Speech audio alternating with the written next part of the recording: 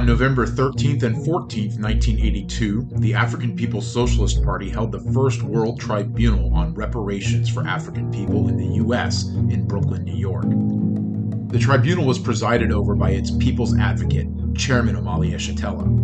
While the concept of reparations for African people was not new, reparations was hardly in common parlance at that time and far from a mass demand.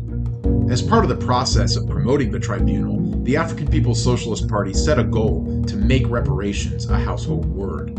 The fact that today the word reparations is shouted from the lips of millions of protesters, discussed on primetime TV, and written about in everything from the Wall Street Journal to social media posts, can be attributed to that effort by the party nearly 40 years ago to proclaim to the world that African people are owed trillions of dollars in reparations by the U.S. government and white population. $4.1 trillion in 1982 dollars, to be exact, was the ruling of the panel of international judges who heard the indictment and testimonies at the tribunal. The $4.1 trillion was for the labor stolen from African people from unpaid and underpaid wages from the period of chattel slavery until 1982. As Chairman Omali summed up, "We'll get the damages later." The World Tribunal was one of the most historic events in the legacy of the centuries-long struggle for the liberation of African people. As the people's advocate, Chairman Omali Yeshitela used established international law to indict the U.S. government for its treatment of African people. This proceeding set a precedent for the right of African people to assume state power. It carried out Malcolm X's call for African people to take the U.S. government to the World Court. Chairman Omali Yeshitela used international law as defined by the International Court of Justice, along with the Charter of the United Nations, the Covenant on Civil and Political Rights, the International Bill of Human Rights, the Convention on the Elimination of All Forms of Racial Discrimination, and the Convention on the Prevention and Punishment of the Crime of Genocide to make the indictment. On today, we are initiating a two-day trial of the United States government for crimes it has committed against the black or African population of the United States. During his opening statements, Chairman Omali Yeshitela posited that the birth of capitalism and the resultant wealth of the current social system was brought about through the assault on Africa and the centuries of enslavement of African people. The chairman argued that reparations to African people is the true redistribution of the wealth of the world into the hands of the producers. As the people's advocate, Chairman Omali Yeshitela also showed that African people inside the U.S. live under colonialism, the domination of a whole people by a foreign and alien state power for profit. The two-day proceedings were packed with testimonies from experts such as African history professor Leonard Jeffries and activists such as the revered Queen Mother Moore, who had been a part of the Marcus Garvey movement years earlier. Afeni Shakur, who had been a Black Panther and political prisoner, also spoke. There was detailed testimony from medical workers, mental health experts, educators, prisoners, and everyday African workers who gave moving statements about the brutality of their lives under colonialism inside the U.S.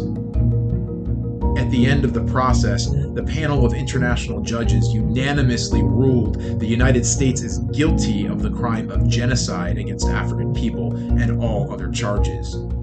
The panel voted that African people in the U.S. must be paid the $4.1 trillion in reparations and that imprisoned Black revolutionaries should be given prisoner of war status based on the Geneva Convention, among other rulings. In his visionary and prophetic opening statements, Chairman Omali, the people's advocate, eloquently presented the case. This World Tribunal, the people present, and our international observers must affirm the authority and legality of these proceedings. Otherwise, there will be no peace on the face of this earth, for the oppressed and colonized African community in this country has demonstrated over and over that we will fight for our freedom. Indeed, U.S. prisons are filled with the sons and daughters of our struggle for freedom. This World Tribunal must affirm the legality of these proceedings in order to validate within the international community those whose love of freedom is so great that they would put their lives and limited freedom on the line in its pursuit and defense. Sisters and brothers, Africans and peoples of the world, to do less than this, to withhold the right to justice and international legality to the powerless, oppressed African people in the United States would be to validate the most cynical concept that might makes right. It would give credence and validity to the awful concept of the right of the powerful to make and enforce international law. Such law as that is no law at all. It is accepted tyranny.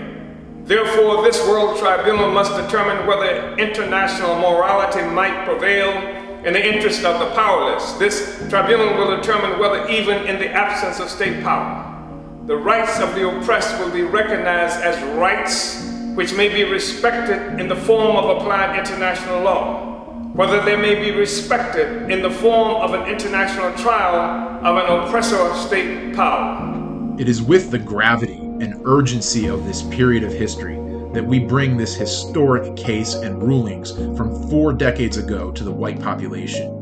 In the words of Chairman Amalia Shatella, written in Vanguard, every white aspiration and dream, every expectation for happiness and a good life requires drone strikes in Pakistan, police murders and mass imprisonment in the African colonies and barrios of the US, and starvation and forced displacement of the oppressed of the world.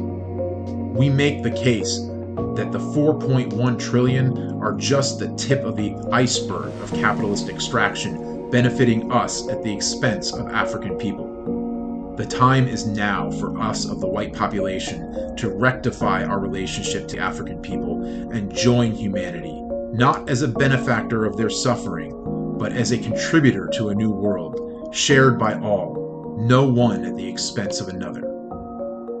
This is the time for the parasitic ruling class of this country and all those with access to social wealth to pay reparations as a revolutionary demand rather than charity, returning the stolen resources into the programs led by the African working class, building their own self-determined political and economic power to uplift the entire African population.